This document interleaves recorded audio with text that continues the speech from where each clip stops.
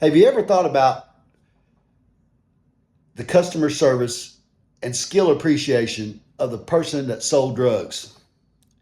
They would get in a car, geeked out of their fucking mind, drive down the road, looking in the rear view, go into hostile territory where there was cops, people that were armed, people that wanted to take their money, go into that house, get the product, which carried 1040 to life, get in a car, drive it from that area against cops and killers and traffic incidents, snitches, get to their house, evade their loved ones, package the stuff, and then deliver it to people in the same arena against cops and prison and 1040 lives.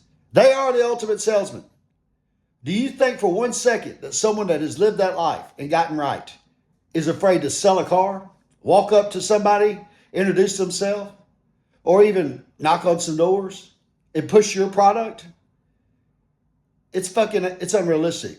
They are the greatest salesmen walking because they would put their life and freedom on the line to deliver for the customer. And they're high. The problem comes from this. We have a stigma attached to those that have committed crimes and been convicted. They're felons. And we won't give them no air to breathe. We'll want to knock them down. And that's got to change. It's time for it to change. You do the crime, you do your time, and then you're a free man.